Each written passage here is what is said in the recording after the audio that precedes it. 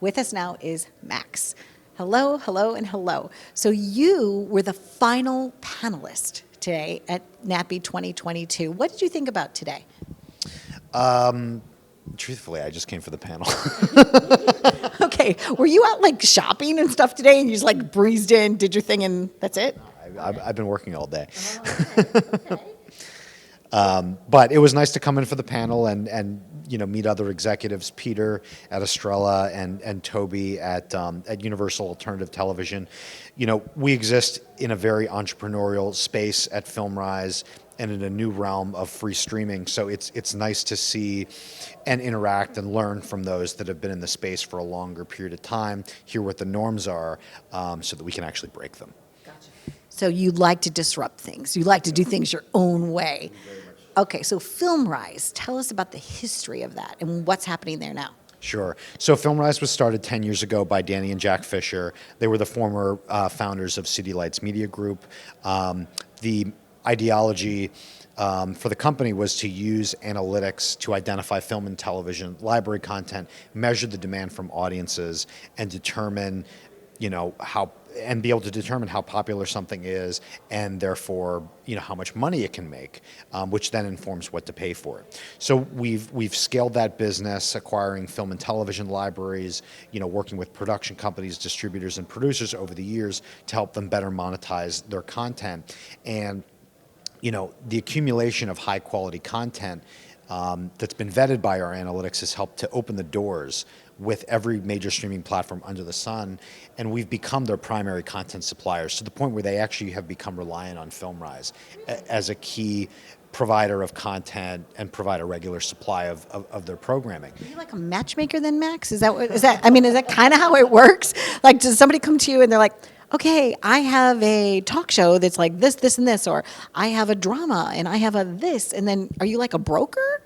Well, what's interesting is that, our analytics can actually identify content that is popular and will work well on streaming services better than the streaming services expect themselves. Like, because of our analytics and our knowledge of the streaming space and all the data and analytics that we've put together, we can identify something that they may otherwise overlook. What have been some successes for Filmrise that people in the audience may know of?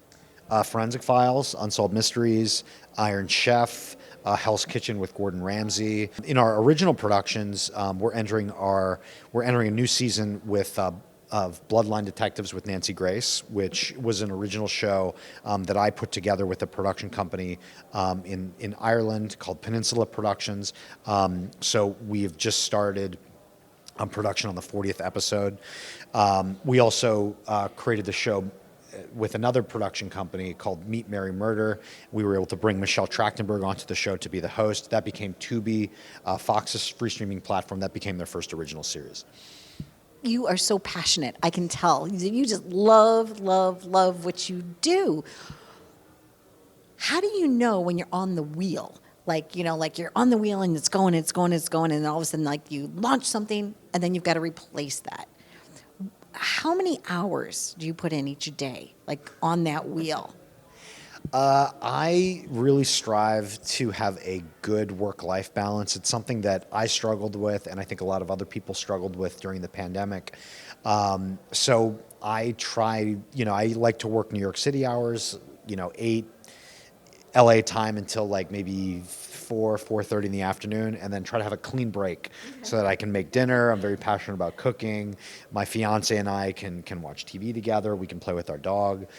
So honestly, I try not to blow past the 40-hour work week. I travel a lot for my job. I go to things like NAPD and MIPCOM and other conferences.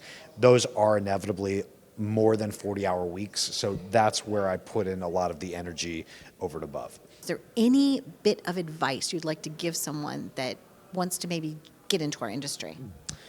I would say just start making content.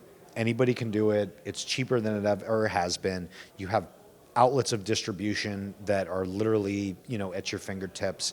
The concept of gatekeepers is really kind of diminishing. You have the power to build your own audience and foster your own brand, so you can do it. And, if you're also looking for someone to work with you to access the largest audience possible as quickly as you can, and come talk to us. Stay tuned for more. You've been living it up right here. I'm Donna, and you are? Max Einhorn. Be well.